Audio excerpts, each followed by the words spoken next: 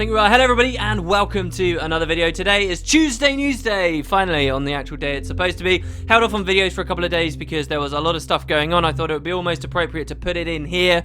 Do bear in mind also, if GW2 is a little bit splotchy at the moment, I've got like a lot of stuff going on in the background. In particular, I have now begun working on scripts for these proposed videos that will branch the gap between Zaitan and the current story right now. Now, I'm still not making a 100% guarantee they will end up coming out, but work is being done on that stuff. Anyway, so there's a lot of news today, including just a couple of hours ago, an exclusive new video that came out on IGN.com showing off new stuff from Heart of Thorns. These guys got like a real scoop here. It's basically another trailer for the X-Pack, shows a bunch of environments. I'm going to be playing that on this video for you guys very shortly, and we'll talk about what we see there. It's not going to be like 100% frame by frame because there's not too much to analyze, but man, there's some cool stuff in there, especially at the end. So we'll get to that in a second. Anyway, so ArenaNet also put out some news on their official website today, talking about some updates going into the Black Lion store. I also think it's highly likely there will be something coming next Tuesday, but no news on anything like that so far. Anyway, so the gem store stuff is pretty basic. Obviously, Valentine's Day is coming up, and so we saw the Love-Struck weapons last Tuesday when we had a patch. I never did a video on it when it finally came out, but we had a patch that included Love-Struck weapons going back down to 2 weapon tickets, and they have brought back in the gem store right now the bouquet of roses and the box of chocolates. I happen to own both of these on my account. I believe they were gifts. I can't like send back gifts from the gem store. The box of chocolates in particular is damn cool. You can shrink yourself down very small. If you guys have been watching Mythbusters Season 1, one of the things we talked about there was scaling with size. And so yeah, with the box of chocolates, you can shrink yourself down at any time for that. For alone, I feel it's very valuable. It's also kind of fun in the costume brawl itself. And the bouquet of roses allows you to actually throw stuff that other players will be able to catch, even against their will, if they catch the flowers, and you can lay down all like erotically on a bed of roses and stuff. They're all quite funny. So there are a couple of new things as well. There's a new backpack coming into the game. This is the plush Ram backpack. There should be footage of this going on, and also a new mini as well. This is the mini Ram. Lastly, they've got the Red Lantern. Now, we are kind of coming up to when Cantha New Year's would typically be taking place. Obviously, we have the Chinese New Year coming along. I wonder, and since this will be the first time this has happened since Chinese release, we're going to be seeing something going along with that. I'm curious then as to whether this is more of a Kongzong thing, why we have the Red Lantern come into the game. I don't really expect it to sell too well to us, but maybe this is specifically for them. It's 250 gems. It's basically just another balloon, right? I haven't bought it. Maybe it changes your skills in some significant way, but right now I'm a little bit skeptical about it. Anyway, so you've got the Red Lantern as well, and that's pretty much everything they talked about on their blog post. A little bit underwhelming, really.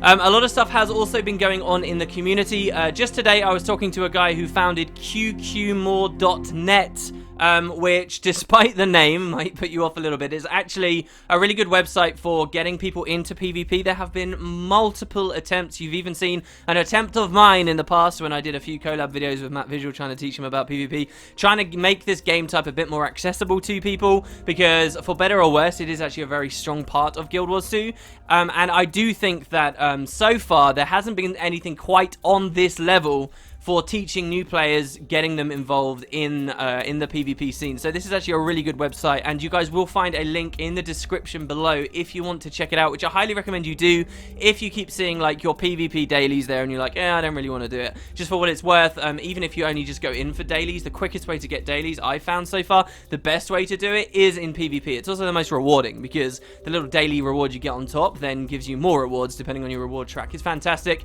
Anyway, so yeah, this is a really cool website, something that I've had my arm for a little while, and the guy talked to me specifically today, so I would say check it out. Also in the community to keep your eye out on, GDC 2015. GDC is the Game Developers Conference. It's not so much for consumers, but ArenaNet usually have a presence here. I believe some of the earlier stuff we saw for Guild Wars 2, like before they actually like announced it and did the trailer and stuff, was coming out of GDC. I think they did like a lot of concept art reels and stuff at GDC. Anyway, people have found, you'll see here that ArenaNet do have a presence. Dave, Mark, and Mike Lewis, who are talking about AI. The talk is building a better Centaur AI AI at a massive scale. Down here it reads, today's MMOs often have hundreds of types of agents in their game world, each with potentially dozens of actions they can take. Handcrafting the AI for every agent can be a time-consuming process fraught with brittle, unpredictable results. Often the only way to achieve the breadth of characters is the sacrifice of behaviors that they can take. We're all familiar with Guild Wars 2's AI and how rudimentary it can seem at times. This session will show a new architecture that combines modular, utility-based AI system and a powerful influence map engine. With it, agents are not only far more intelligent than prior iterations, but use significantly less processing time. This allows us to put not only smarter creatures in the world, but more of them as well. We will also show the tools that allow designers to create unique, expressive behaviors for hundreds of character types in a fraction of the time they previously took, often creating new, unique character behavior packages in minutes rather than hours. And it describes here, if you were to view this, the attendee will learn how the architecture was created atop ArenaNet's Guild Wars 2 and leave with ideas on how to craft their own system that allows robust, dynamic, and varied behavior in agents, but still offers quick, flexible iteration. What does this mean for you and me, as, you know, non-game developers, as just fans of Guild Wars 2? It means they've made significant progress. We already knew that they'd hired this guy for the AI quite recently, and this could mean that with Heart of Thorns, and indeed even areas already existing in Guild Wars 2, they can create more elaborate, bigger battles. One thing that I definitely miss about Guild Wars 2 is you find a lot of the encounters, they tend to not have many creatures, or if they do have a lot of creatures, you'll find they're really weak, small trash things that basically just auto-attack with high numbers. I'd like to see bigger, more wide-scale environments where you do have sweeping, flanking enemies and more variety basically in the AI. There are a lot of people out there in this community that will tell you Guild Wars 2 isn't necessarily broken, its AI is broken, and fixing its AI can fix so much more. So we will see. This is exciting, and it means that obviously these improvements are things we can expect for Heart of Thorns. Beyond this, on Reddit a while ago, Blue did want to remind people, and I'd like to remind people too, that during Ready Up last week, Ready Up's their PvP livestream, honestly, was a pretty rubbish Ready Up. Not very much happened on it at all. There was a lot of QQ in the Twitch chat. However, it was announced that more information would be coming very soon, and as Blue posts here, he says ArenaNet will be previewing the new game mode during the qualifiers for the WTS Season 2 finals in Boston at PAX East. So you will be able to actually get a preview of Stronghold at PAX East. So do remember that, guys, and I'll keep you guys more informed as the time comes and probably do a bit of a piece on it. I kind of want to talk about Stronghold more on like a video of its own, like we did with the Revenant and stuff. But it feels like the information is just slightly too little right now, and I'll just go out with wild speculations about MOBAs and old GVG stuff, and I'm not sure how worth it really is. This is only vaguely related to Guild Wars 2, but something that gripped me throughout the week massively is actually shutting down. You guys can read this post if you like. It'll be another link in the description for you. But basically, AOL sucks. AOL decided to shut down Joystick. Massively was a part of Joystick, and so they're kind of dead. Their posts will still be up for as long as they can host them, but really it's looking very grim. Massively always did very strong, decent coverage on MMOs in general, but also Guild Wars 2 in particular. And this is just one of those really sucky things about the industry that I was kind of sad to see. I thought I should give them at least a moment of my time on this video since we're talking about community stuff. Yeah, this pretty much sucks massively. That's about it, guys. I'll finish off this community section with one other thing, talking about last week's patch. Now, we had the balance changes. We had, like, the Morgem Eye and Kidney extraction devices go into the game, so now you can get your luminescent gear pretty comfortably. Casimir Mead was added to Black Lion chests, but there were a couple of unlisted changes too, which were kind of criminal to me. One of them was the fact that the daily achievement cap has actually now been raised, which means people can continue getting their daily AP and have it count for something for longer. I don't know what the new cap is. I don't believe they've left any announcements on that so far. But the other thing, and this is quite big, there were rather substantive changes to spectator mode that made the transitions look so much smoother and hopefully will make the game type a lot easier to follow as a spectator. I should have a little bit of footage of that going on right now in the background, but if you want to see something in depth about this, I did watch a video of Jebros, who's one of the bigger casters for GW2. You saw him at the PAX East announcements during the pre-show. He talked about it quite a lot, and I can't believe that this went into the game without being on the patch notes. It's ridiculous. But there you go, guys. Let's jump into now the IGN video. So, like I say, this hasn't appeared anywhere else. This is the webpage now. They do a little bit of an introduction. There is actually no information here whatsoever. They talk about basic things about the expansion, like the fact there'll be no level cap raise, like the fact there's a new profession, and so forth. And then they immediately jump into it and say, to that end, we've got an exclusive first look for you at the varied biomes of the Maguma jungle right here. So, I'm going to be watching this. You guys will find your own link down below if you like. If you want to get the original audio, we are hearing a new song here, but otherwise not really very much is happening with the audio, frankly. Just like some noises of the creatures moving around. We're going to see a couple of new enemies, and generally just have a pretty good time. So here we go. We'll open this thing up. Hopefully ArenaNet release their own version of this soon enough.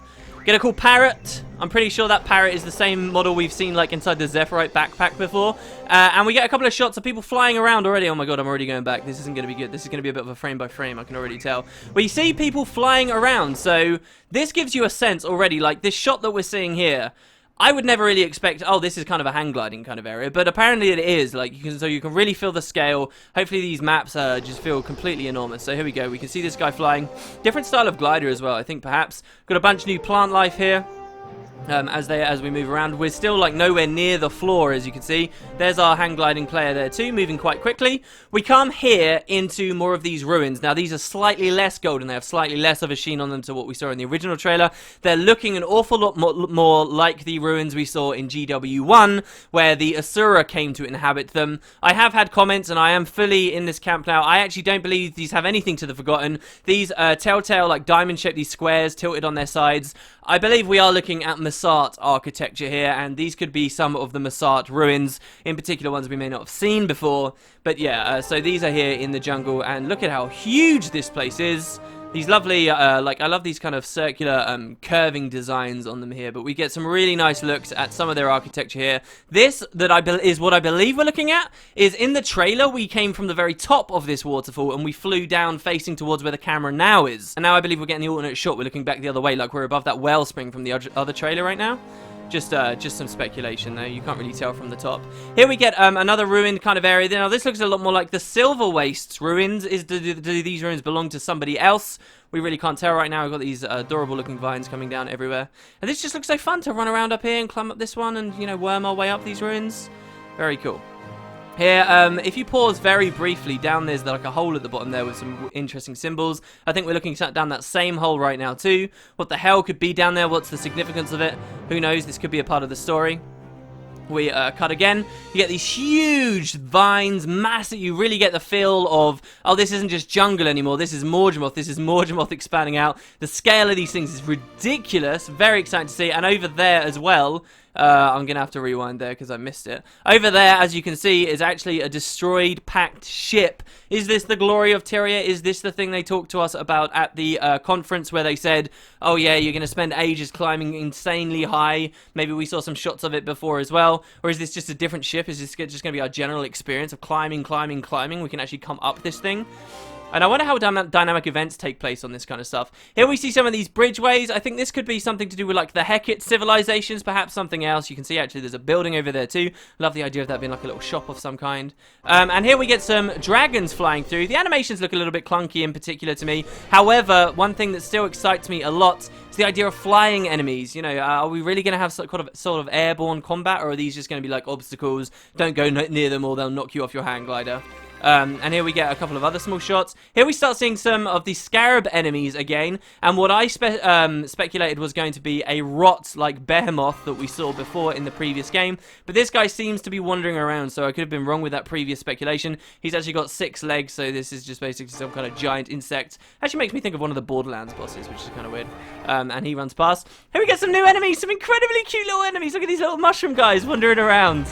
And they make cool noises. It looks like they explode. It looks like they're going to act a little bit like Karka hatchlings did. But we shall see. We cut again.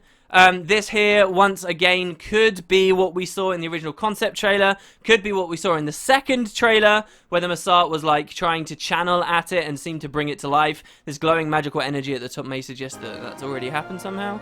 Who knows? It would be crazy if you could see a Masart in the background there, but you can't quite. This feels very Guild Wars 1-y to me. Just the sort of style of how this area looks. Not too much going on there. And here, oh my god, we have the raptors! guys, so those of you out of the loop, those who didn't play Guild Wars 1, the Tarnished Coast, not necessarily the Maguma Jungle, but the Tarnished Coast definitely, which is where we saw a lot of these Masati ruins and stuff, was home to many varieties of dinosaurs. And when we got to go back there in Guild Wars 2, really the only times you can be on the Tarnished Coast are kind of in the cities, right? When you're in the Grave and when you're in Ratasum, anywhere else you're up north. And we've not seen the dinosaurs return in Guild Wars 2, not yet. But now, with this expansion, here they are. So we got the raptors. There was a huge farm you used to be able to do with these guys. Very exciting enemies. And as they flee, oh yes, you see some ceratodons, a tyrannus there, or ferrothrax there. I don't think we see any of the other variety, which were the angerodons. Or maybe the armored saurus. Oh my goodness, look at these things. This is crazy exciting to me. And we'll let them stampede forward a little bit more there. There you go. Oh, Jesus. And as it smashes the camera, we get the trailer comes to its conclusion. So, that's really cool. If we keep seeing little scoops like this as the months go by, that's going to be awesome. That's pretty much it for news today, guys. I'm so excited about the dinosaurs. You have no idea. And so, yeah, I'm really happy to see there's going to be a lot of new enemy variety, and these new enemies may have substantially better AI and interesting things they can do to fight us. Anyway, thanks so much for watching, guys. I hope you enjoyed, and I guess I will see you tomorrow for some more Heart of Thorns stuff. Catch you next time.